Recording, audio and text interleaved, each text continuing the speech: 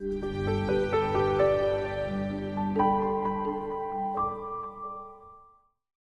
my previous video, we were talking about mastitis and the cost of mastitis. In this video, I want to answer some questions.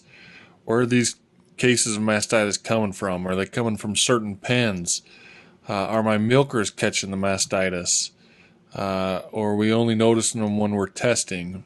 Is it a seasonal effect on these? So in DHI-Plus, we have some tools to help figure this out. So on my screen now, you can see the cohort groups. You can find this through the analysis report and cohort groups.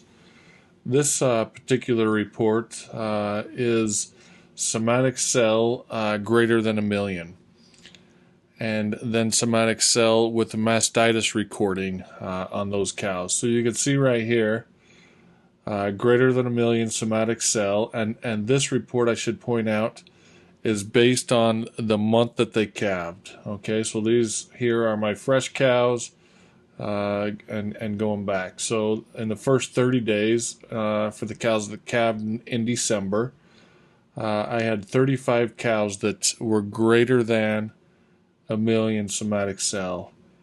10 of those cows, the milkers identified and recorded mastitis on. In November, I had 24 cows greater than 1 million, 9 of which the milkers have found. So is there an opportunity to train and point out, and catch the mastitis a little earlier? This up here is the total number of calvings. So 35 cows out of 818 have had mastitis. This here's all lactations. You can scroll down and view it by each lactation and see if the problem is in a particular lactation. So again, here we had 11 first lactation greater than 1 million, 2 of which my milkers have found. So I find this report here useful. You can bring it up in milker training and point out if they're catching the mastitis or if there's an area opportunity to improve. Also, you can look and see based on season. Is this report, again, keep in mind, is based on month calf. So you can see here during the summer months, we were pretty steady here. Again, this is just on the fresh cows.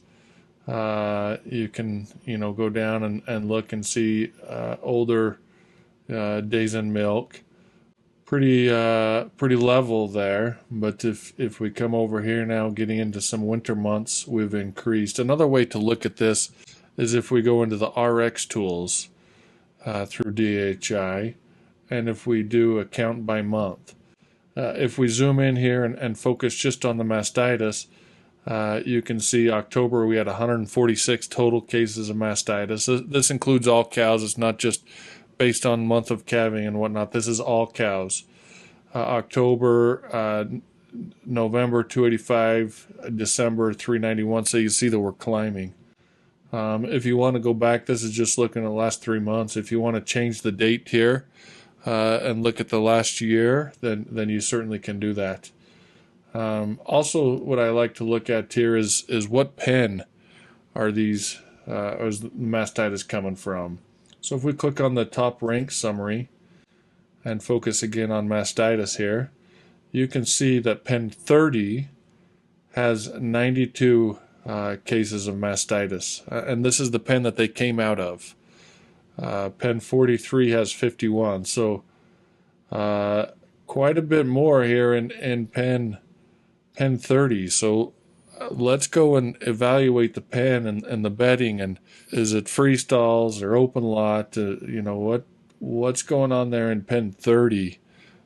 Maybe we can zoom in on and try to correct. As we remember from our previous video, the cost of mastitis and the difference between milk is pretty significant, and so if we can focus in and be preventative there. Again, back over here, my first 30 days versus some of these older groups, do I have a problem with getting mastitis early on in the lactation, and what do my close-up and dry cow corrals look like? These are some of the tools in DHI that just help answer the questions or just help ask the questions, and then it's up to you to go find the answers. If you have any questions on how to get into there and access these reports, please give us a call. We'll be glad to help.